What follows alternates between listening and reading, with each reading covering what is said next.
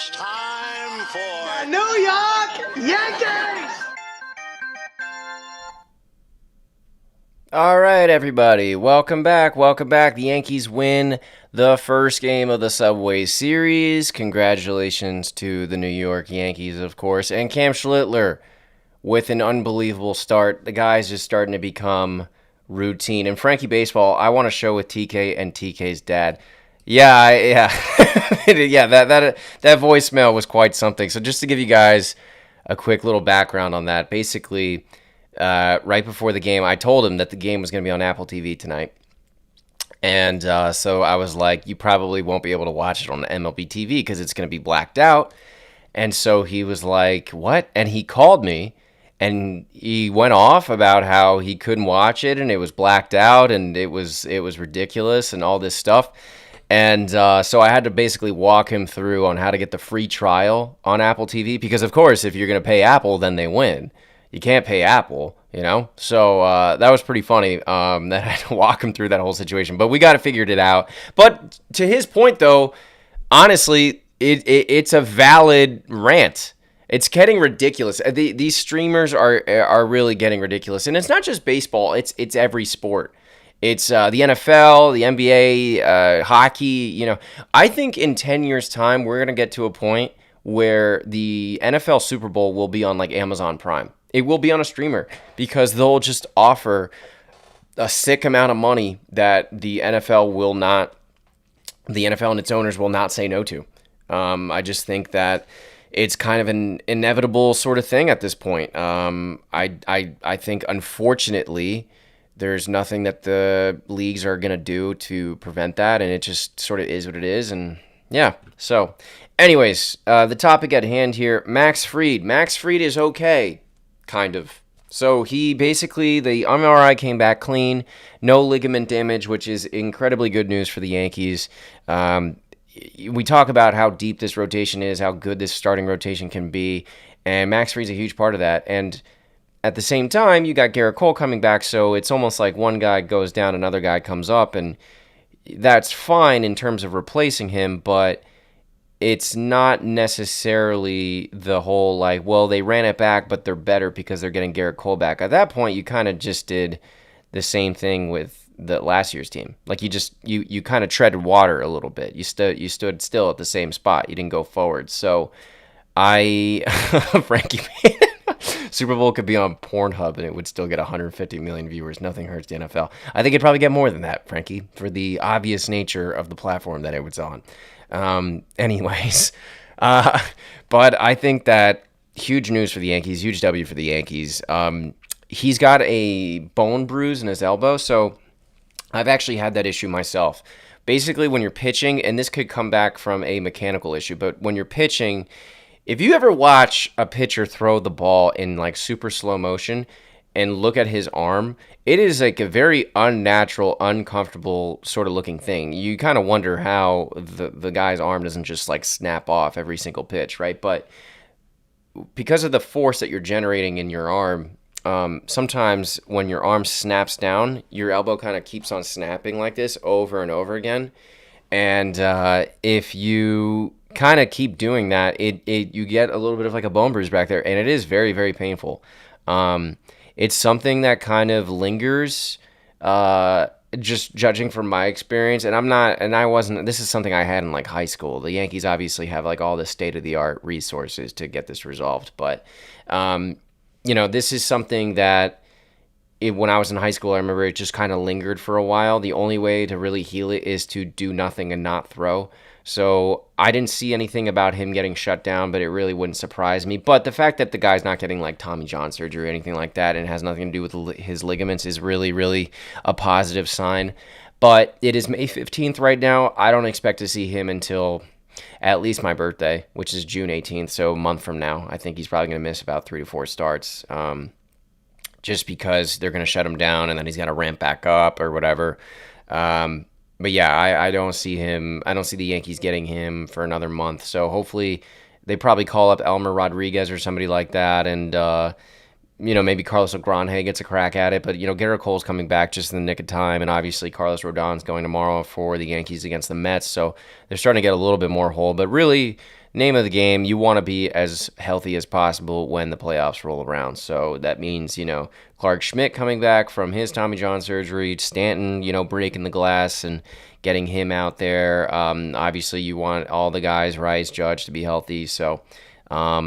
But yeah, that would be the big thing about Fried. I think it's probably going to be a month's time if I were to guess, just judging off of what we've heard so far. Next thing, the ABS. I want to address the ABS just because it is now May 15th, Friday, May 15th.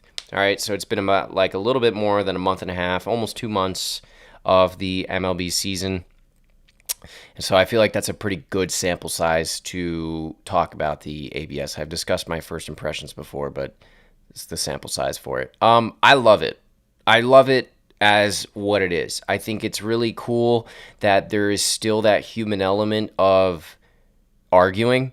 I think that's part of the game. And if you're the Yankees like tonight and you blow your ABS challenges in the first 3 innings of the game, then you're at the mercy of the umpire making a bad call later on in the game. So I still think it's important that managers kind of are able to have those freakouts and get thrown out of the game, because I think it's good for visibility, and I think that baseball benefits from it when you get a guy get thrown out. When it's like super animated, it kind of goes viral, and it's good for I think it's good for the popularity of the game. So I like it a lot.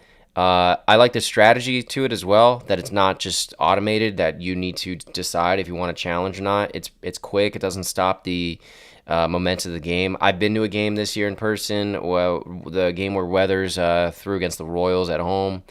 Pitched really well that game, but whenever there's a challenge and they put it up on the Jumbotron, there's definitely like an anticipation with the crowd, and they all want to see what the result is, so I think it kind of creates a little bit of buzz in the ballpark as well. And I think it's perfect the way it is. Now, the only thing that I'm going to say, excuse me, the only thing that I'm going to say that I dislike about it is the Yankees kind of suck at it a little bit. I don't think they're that great at it. And I'm sure we're going to see analytics and statistics come out with which teams are the best at it and which players are the best at it. But the Yankees so far have been not great about it. The big thing about that is I think they're a little bit overly aggressive. And it's not that I don't want them to be aggressive, but be aggressive in the right moments. To me, challenging a pitch first at-bat in the game doesn't make any sense. Doesn't make any sense. Grisham did it, and then Rice did it and got it wrong in the 3rd inning with like 2 outs. To me, you do an ABS challenge when it's a big spot in the game, it's a high-leverage moment, bases are loaded, and there's maybe, like, it's a full count and there's 2 outs, bases are loaded, and it's like the 7th inning. That's an ABS challenge moment. To me, I think that the analytics department has to come out with some sort of automation of you can only challenge if it's this situation in the game. I think it's silly to challenge on an 0-2 pitch, 2nd at-bat of the game, 1 out. That doesn't make any sense. How does that help you? Even if you overturn it, then it's 1-2. You might strike out on the next pitch. I think it's just like a little bit of baseball IQ there. You got to be able to, you got to challenge in the right situations. Anytime I see a guy challenge in the 1st inning, it almost drives me nuts. The only thing I'll say about like challenging in the 1st inning, you better be right. It better be an egregious no call or an egregious call that you know for certain was wrong. There can be no like, well, you thought maybe, and Jazz early on was really bad at it. They also need to accept the runner on second rule in extra innings like they won in the marathon game. Yeah. I think the runner on second rule in the extra innings, I would do it in the 12th inning. So the 10th and 11th inning are clean, and then the 12th inning gets the runner on second rule. That's how I'd handle that. Why aren't pitchers challenging as much recently as they did in the first couple weeks of the season? That's an interesting question, actually. My thing on that is I think that front offices and managers have probably told them not to, only because quite literally they're further away from the plate than the batter and the catcher are, obviously, and I think that they probably don't see it as much, or seeing it from that perspective is, think about it this way. Like, the catcher, the batter, and the umpire are all seeing the pitch come in versus the pitcher throwing it. And I think from that angle, I don't think the pitcher gets as much of a feel for it being a strike or not. And I think that they probably just let their catcher do it, to be honest with you. I think pitchers... Also pitchers and catchers, the way they have a relationship together, I think they're much more kind of like in sync. I think the catcher can just see it on the pitcher's body language. Like, you want me to challenge? And he'll just be like, yeah. So I think that there is a little bit of that going on. So anyways, Cam Schlitler. Let's take a look here at this dude. Is my widget going to come up? Oh, there it is. All right. The guy's unbelievable. At this point in his career, it's just sort of like, that's what I'm expecting every time he goes out there, which is so unfair. It's so unfair. There's no pitcher just gives you like 6 shutout innings every night. But Schlitler does. He's got a 1.35 ERA. He's currently the favorite to win the Cy Young, according to Vegas right now. 6-1, 1.35. The guy is probably the best pitcher in the American League right now, especially with Skubal going down. Best pitchers in the world. I think Paul Skeens is the best pitcher on the planet. Shohei Ohtani's got unbelievable numbers as a pitcher this year. Interesting also, I'll throw this out there, but Ohtani almost like decides if he's going to be an elite pitcher or an elite batter. He's never elite at both of them. I'm not hating. It's still unbelievable to play 2 ways at that level, but I've just noticed that every time he does one thing, he excels at it, and the other one kind of takes a hit. I just think physically it's a lot to do. But anyway, Cam Schlitler, the guy, what can you say? Every time he goes out there, you feel like the Yankees are going to win the game unless the bullpen blows it. And to me, David Bednar, he gets the job done for the most part, but I don't feel exactly super confident that him coming in is going to be like a lock to nail the game down. And I think that Yankee fans are a bit spoiled just because we had Mo for so many years. Like, it's so hard to kind of follow up that. Even when Chapman was a Yankee, I mean, I think in 2019, Chapman was having an unbelievable season. He just had these meltdown moments. So I think with Bednar, in an ideal world, he's a setup guy. He's an 8th inning guy. It's really unfortunate that Camilo Doval cannot figure it out. Sometimes he looks unreal, he looks unhittable, and sometimes he just can't throw a strike, and the guy just gets lit up. The lack of consistency there is definitely a problem. But I think with a guy, the bullpen is definitely the main issue here with this Yankees team, and I do anticipate that they're going to address it at the deadline internally, or via trade. And I agree with Ryan there. I think Bednar would definitely be a better setup guy. I think he'd be a great setup guy. But it's just, I think that they definitely need some bullpen help. Closers that would be available, I don't really think there's going to be a ton out there. I mean, Mason Miller is not getting traded. The Mariners, I'm expecting them to right the ship, and Andres Munoz, I think, is hurt, and I think he's great. The Tampa Bay Rays all of a sudden decided to be good, so, there's a Griffin Jacks not getting traded. Maybe a Pete Fairbanks with the Marlins. I don't know. Does that do anything for you? Trying to think, like, there's Josh Hader with the Astros. Josh Hader with the Astros could get moved. I think Josh Hader with the Astros could get moved. The Astros, they got a really bad minor league system. I don't think they're really going to win with this team. They just lost Carlos Correa for the rest of the season. I'm expecting to kind of, ship off a couple pieces, and Hader's got a larger deal for a reliever, for a closer. I think he's making $20 million a piece. Obviously, Edwin Diaz not getting moved. So just thinking about what the landscape looks like, I think that a Josh Hader is on the table. How about a Ben Joyce out in Anaheim? The guy who throws like 104. Usually a lot of injury problems, though, with him. But I think Josh Hader right now is probably the most likely candidate to get moved as far as being the top closer on the market. From what I've heard, he's a little prickly in the clubhouse. Then you ask questions about that. I don't really worry about that. I think the Yankee clubhouse would be able to handle it just fine. But he is one of those guys that's only pitched in smaller markets, Milwaukee and the Astros. So I keep seeing Paredes too. Let's get Paredes while we're at it. I don't think his swing profiles out to Yankee Stadium. He's like that. He's like an Alex Bregman. He pulls a lot. And that's why I think he fits in Houston so well, and he would fit with the Red Sox really well because of the monster. But at Yankee Stadium, left center is kind of Death Valley out there. I just don't think Paredes really fits in Yankee Stadium all that well.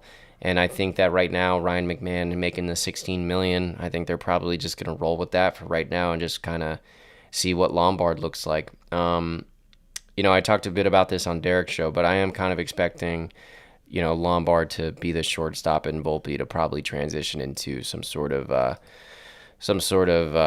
second base role, especially if they're not going to hold on the Jazz, which I think is definitely on the table. But anyways, I'll take a few questions here at the very end, like we usually do. See if I can trade for Edwin Diaz too soon. Is this true? I saw some story that Edwin Diaz got caught with like cockfighting or something like that. Like he was associated. Is that true? I don't even know. I do not know if that's a reliable source. It's just something I saw on Instagram today, and I don't even know if that's true. But where would Max Fried go to get Tommy John surgery? TJ Maxx. This guy, dude. I don't know, man. Maybe Walmart. But they need to upgrade either third base or catcher. Yeah, I definitely think they're going to upgrade catcher. I think that Ryan Jeffers is the obvious candidate. I think a lot of teams will probably be after him as well. But Ryan Jeffers actually, what is he doing this season? What is Ryan Jeffers doing this season with the Twins? I do know that Ryan Jeffers is set to become a free agent at the end of this season, which makes him a prime trade candidate. But this guy, what is he hitting so far this year? All right, well, he's hitting 294. He's having a good season. He's hitting 294. He's got 6 home runs. So defensively, I don't know what he's looking like. I got to pull up the Savant page for him. But offensively, he's having a good season so far. Yeah, if you look at the Savant page, there's a lot of red up there. Batting run value, 92 percentile. His fielding run value is only at 42, so he's not a great fielder. But if you want to have Austin Wells be your backup catcher and Ryan Jeffers be your starter, I could definitely get behind that. I like having one righty catcher and one lefty catcher and one catcher specializing defensively. I do think that would be a good way to go. What do the Yankees do with Heel? They trade him to Minnesota to get Ryan Jeffers.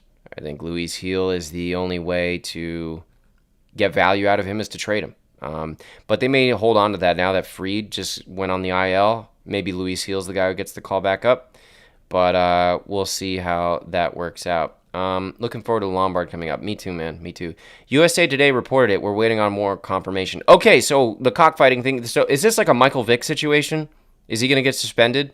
I don't know what the hell's going on with that, but that is weird. The Dodgers, man, and pitchers with like controversies off the field, and they had Trevor Bauer a few years back, and now they got this. It's just, I don't know. Seems kind of weird. Knicks just seem to have everything falling into place to make them for the finals. So that's right, man. Knicks look good. I don't know who I want, Cavs or the Pistons. To be honest, I think I lean towards the Cavs, but I think both teams are good, and I do think that the Yankees probably beat both of them as well. Thing with Jeffers is that he'd be another Joey Gallo or Josh Donaldson. Performs in smaller markets, but once they reach New York, they fold. Yeah, I mean, I don't know. I think he's only been with... has he only been with the Twins his entire career? I think he might have only been with the Twins his entire career. Doesn't matter. I think he's... But just, I'm willing to take the risk just because he's going to be a free agent. It's you're not really risking anything long-term there. Do I think Kyle Schwarber is going to hit 62 home runs? No, I don't think Kyle Schwarber will hit 60. I think he'll hit above 50 like he does every year, but I don't think he's going to hit 62. I thought Aaron Judge would hit like 70 because of ABS, and he hasn't really gotten off to a fantastic start. I mean, I think he's got like 14 home runs, hitting about like 268. But I do think that he'll definitely hit 50 and hit like 290, which is so weird to say that that's not even a great Judge season. But it is a great season for everybody else. Pistons don't have a second scorer, but they would be at home versus the Cavs. Yeah, so I think Detroit. I think I'd rather see the Cavs. You get home court at the Garden, but the Cavs haven't really lost on the at home at all. And Donovan Mitchell, man, Jared Allen, like they got some pieces over there. So yeah, our expectations for Judge are completely unreasonable, honestly, at this point. But that just goes to show about the guy's greatness. So anyways, I think I'm going to wrap it up here tonight, guys. Yankees win the Subway Series, and they, dodge a huge scare with Max Fried, and we'll see how. Can't believe we're already May 15th, man. That's crazy. The season is flying by. I hate it and I love it because I get to watch baseball every night, but I hate it because, I get sad when the season's over and when there's no baseball. So, biggest surprise and biggest disappointment of the season so far. Biggest surprise... I feel like I'm not disappointed because I'm relishing in it, but you got to say the Mets are a disappointment. They were not supposed to be this bad.